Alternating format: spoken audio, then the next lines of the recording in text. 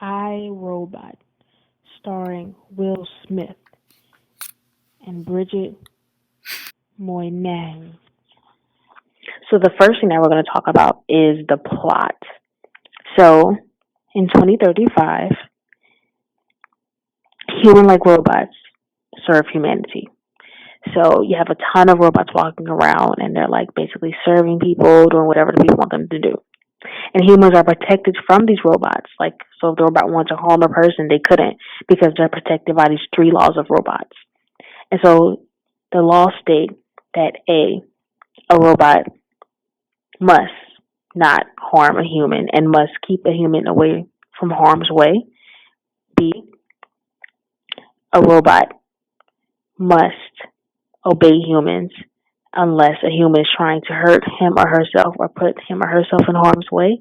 And in that situation, then a robot would have permission to disobey the human and protect them from hurting themselves or putting themselves in harm's way. And C, a robot has to preserve itself unless it conflicts with A or B, which basically means that, hey, a robot must preserve itself, but then it must put itself in harm's way if a human is in harm's way.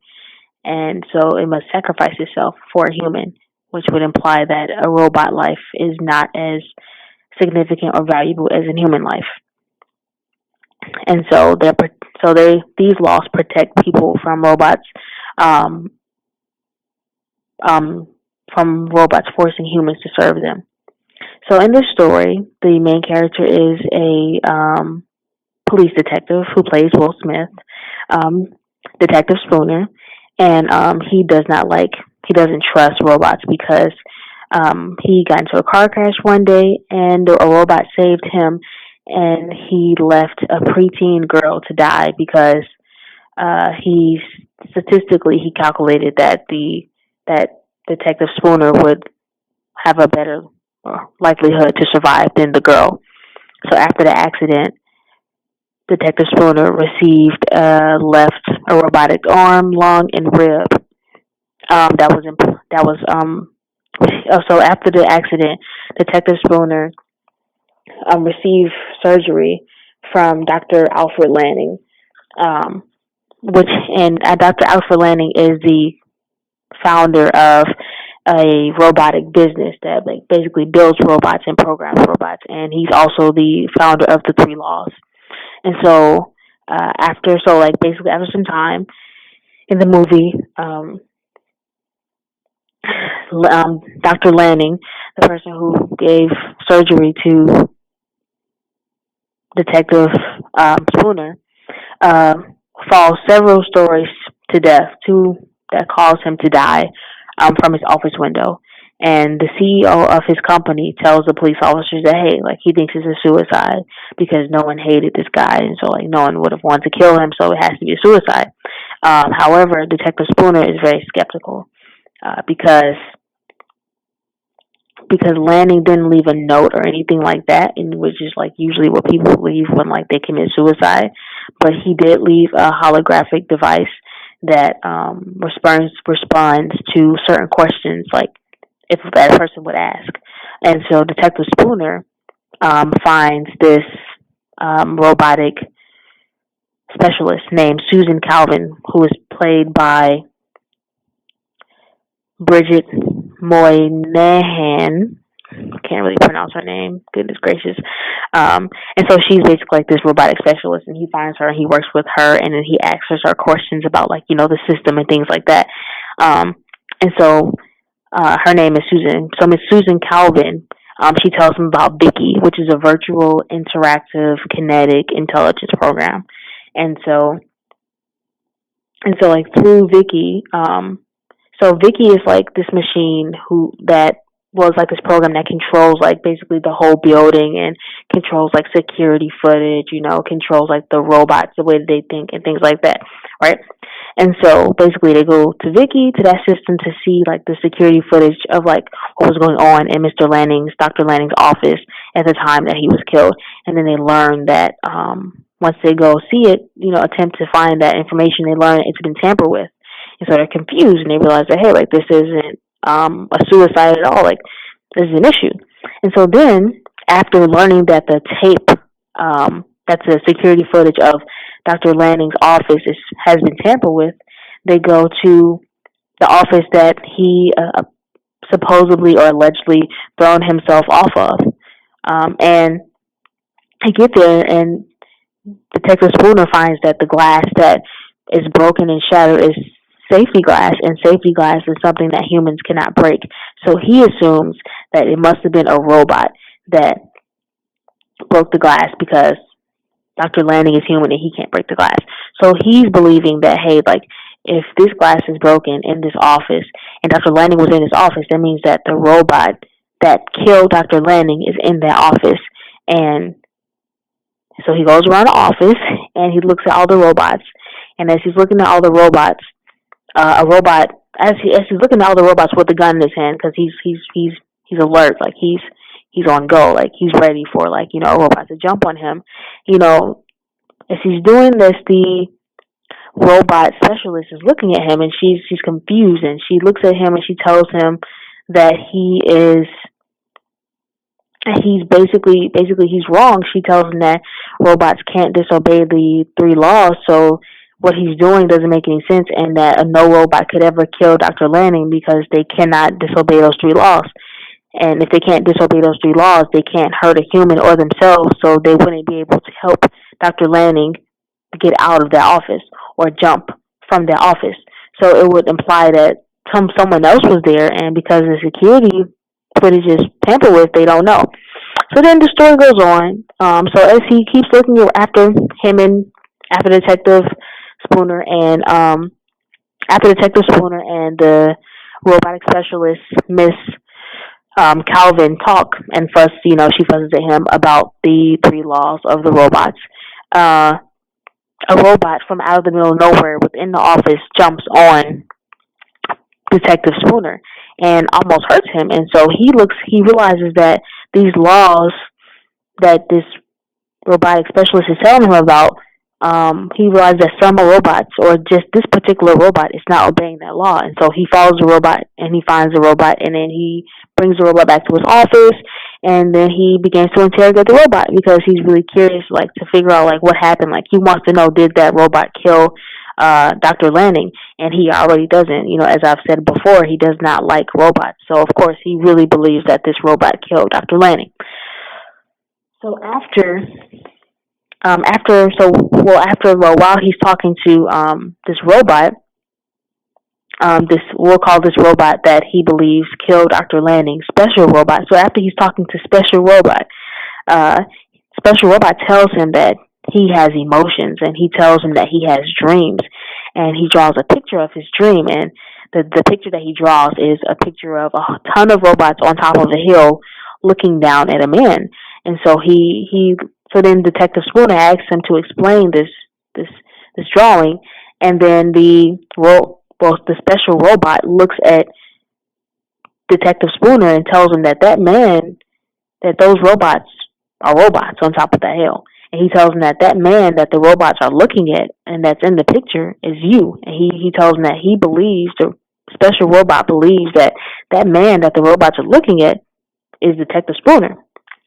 And so then Detective Spooner goes back to look at the hologram, back to look at some evidence, to find some evidence, and he finds a hologram, and he finds out that that Dr. Lanning has left a hologram, and he goes back to his hologram, and he asks his hologram like some questions, and he finds out that the three laws that Dr. Lanning has set up are actually going to be the laws that create a revolution amongst the robots.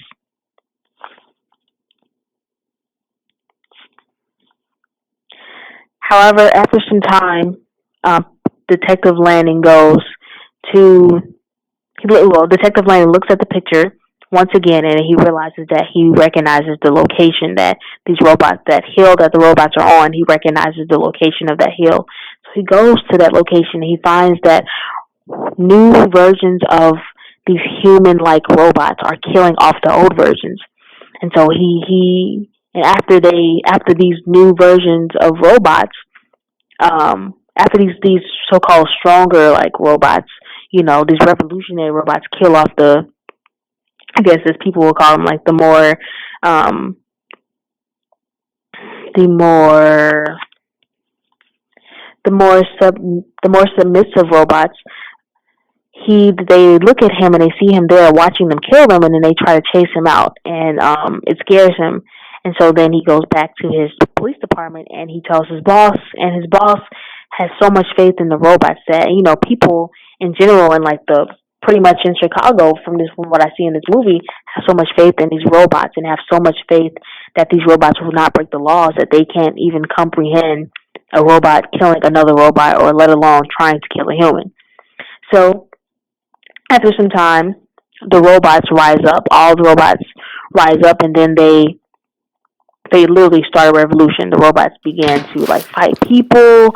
The robots began to tell their owners, or there used to be owners, to like sit down and stay in their houses and listen to them, instead of like the robot having to listen to the people.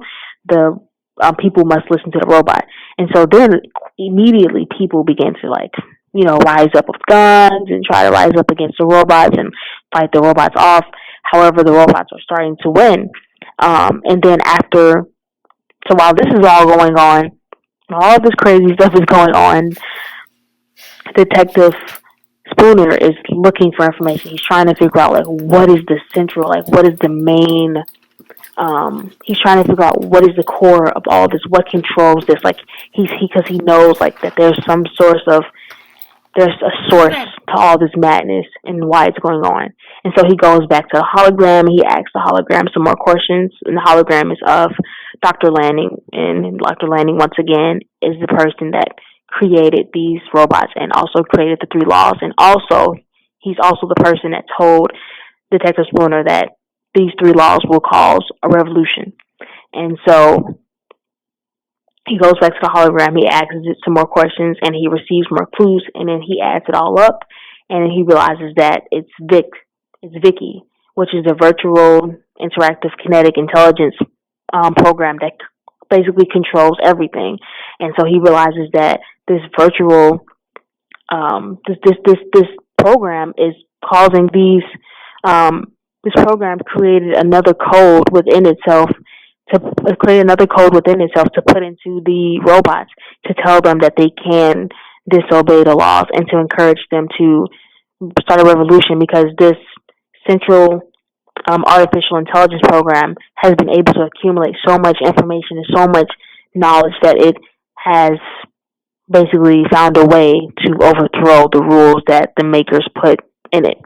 And as a result, Detective Spooner decides that, hey, he has to definitely terminate this Vicky program. And so what he does is through using his special robot, which I've told you guys earlier that this robot in particular is the one that was in the room while Dr. Lanning was passed away and also jumped on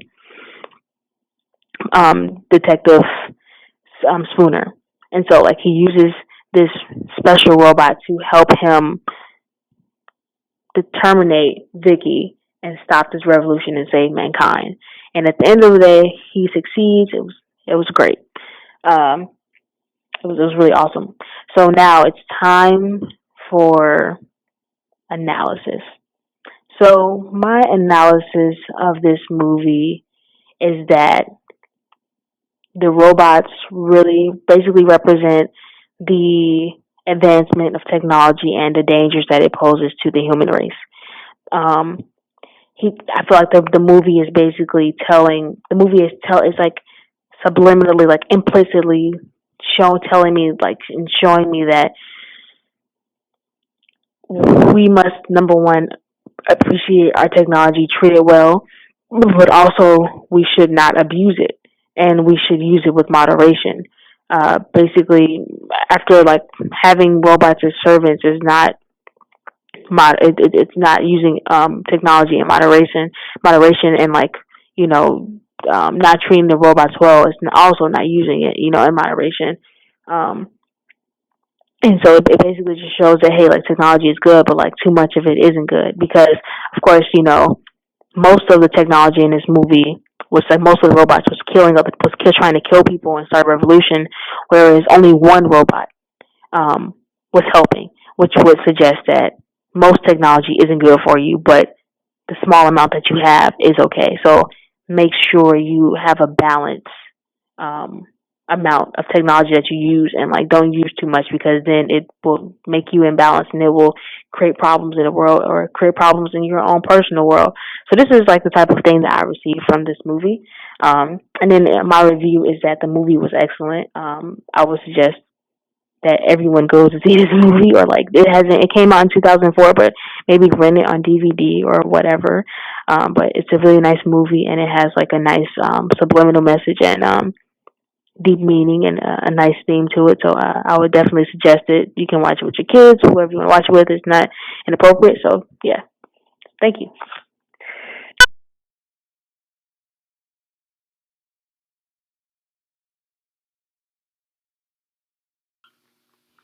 That's right. It's the real crime fighter right here, man. Let him know.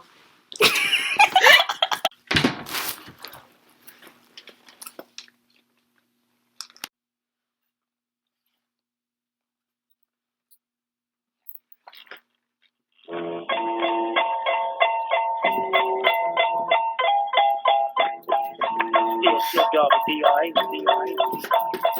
Guess who's back? Oh. Still doing that.